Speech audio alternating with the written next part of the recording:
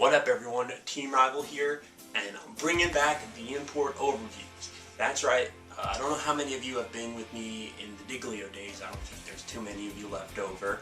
The loyal ones are there, but I had done import overviews, which essentially where I have a whole bunch of import games, a slew of import games for a whole bunch of different systems. I would sit down with the shitty dazzle, record some gameplay for an hour or something like that, edit it up, and do live commentary over it and just upload it like that. Wasn't really too much structure to it or anything like that, so I'm here to tell you that we're doing a redux. The slate is wiped clean. I've never done an import overview in my life. I think I'll do it more so like a review. It'll definitely be more structured, and I'll kind of go through all the modes and that sort of stuff and actually kind of think about the commentary before I actually go into the video and try to do something a little bit more quote-unquote professional. So the slate is like wiped clean. Battle Stadium DON, I can talk, fair game, Berserk game, fair game, what else did I do? I think I did that Dream Mix TV game too, fair game. All games, I'll be going through as many as I possibly can. The only thing is unfortunately, I'll have to whip out the shitty dazzle again because my Super Famicom games, what else do I have? Genesis, that's all 240p, and the new capture card does not capture 240p. It'll only do 480i, 720p, 720i, 1080i. So whatever, let's get into episode 1 of Import Overview, the Redux. And it is on 2B's games. Figured I'd do them in one episode because they're pretty similar, but they do have some very important differences that I would like to point out.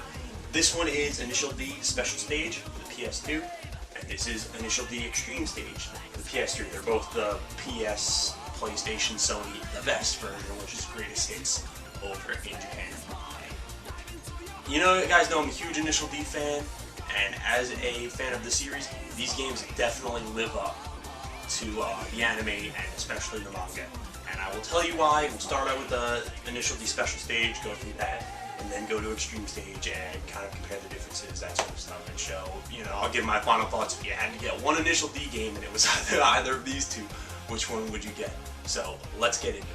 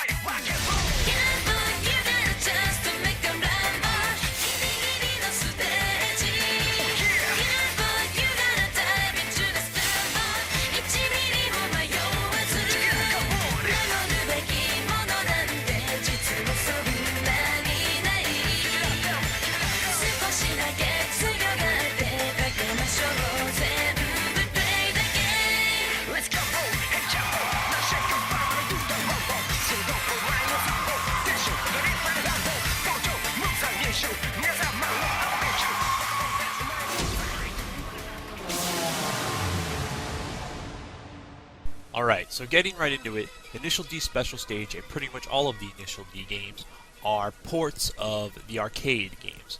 Initial D Special Stage is a port of Initial D Arcade Stage version 2. What makes Special Stage different and vastly superior to the arcade version is the addition of a story mode. This mode allows you to play through Takumi's, the Akagi Red Suns, and eventually Project D's storylines as they appear in the manga. It proceeds as thus. You are given an objective, such as leading someone for an entire race or keeping the water in a cup at a certain amount, and are graded based on how you do. You want to aim for at least a C rating. as you unlock new songs and other goodies depending on how high your grade is. Now this mode is fucking hard. I can't even unlock the other 2 story modes because I can't leave Kyoichi for an entire race around a really difficult track. It's still a fun mode to play through regardless, as it sticks closely to the manga, and plus driving as Takumi in the AE86 is always a huge plus. Aside from story mode, there's Arcade or Legends of the Streets. In it, you pick a car of your choice from quite a few licensed cars they have that appear in the manga or otherwise, pick a track and an opponent, and try to outrace them. You're given an amount of points based on how you do, and those points go towards upgrades for your vehicle.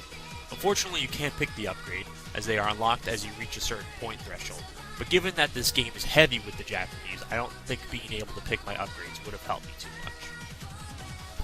The concept sounds simple on paper, and you might wonder why there's so few tracks to race on, but let me tell you this. This mode will kick your ass. The first few tracks are simple with easy opponents to get you into the swing of things, but once they start throwing in those crazy consecutive hairpin turns and really narrow roads with little room to pass, you will start throwing your controller into frustration. The game almost demands a steering wheel, as the PS2 controller is way too sensitive, and having played Initial D in the arcades in the past, I can tell you it makes a world of a difference. This is a game where you must sit down and truly master how to drive and drift around the different types of curves, and it is a game where manual transmission is essential. This isn't some Mario Kart kiddie bullshit, people. You will not win if you do not play with manual. Once it comes together, though, the game is very fun and, in my opinion, one of the most unique and fun racers you could get out there. Of course, there's a time trial mode where you can pick the course and change the different attributes such as uphill or downhill, wet road or dry road, or day or night. I spent a hell of a lot of time in this mode, since this is where you can hone your drift skills and hopefully become a more competent driver. In all, Special Stage is solid, but it lacks multiplayer, which is always a huge thing in a racing game. However, it has some of my favorite songs from Initial D anime OST, and has an amazing soundtrack overall, plus the really difficult story mode, which has me coming back to try and complete it every now and then. Probably won't happen though. It gets a definite thumbs up from me regardless. Now let's move on to Extreme Stage.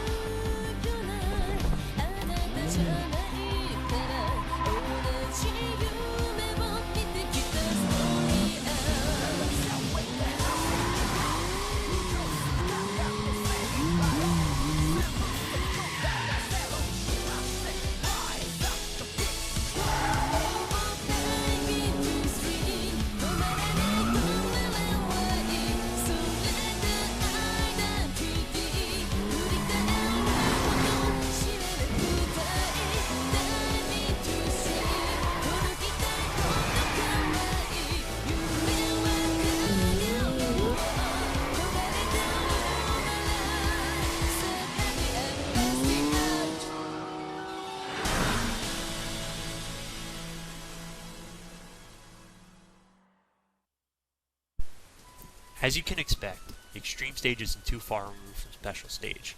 There's a few new courses to play on, as well as a couple of different cars and the entire list of cars being rebalanced. They removed the story mode, unfortunately, but fleshed out the arcade portion a bit more with some tough as hell opponents from later on in the manga to compete with.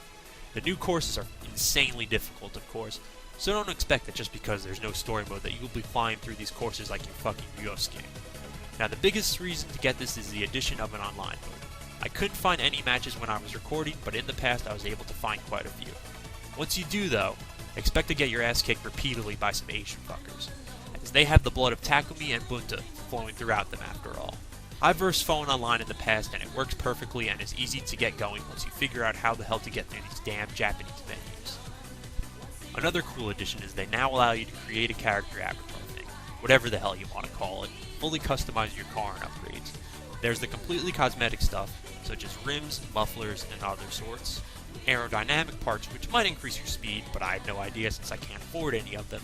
And the upgrade parts, which improve your car performance overall. In terms of unlockables, there isn't much aside from portions of the manga that you can read.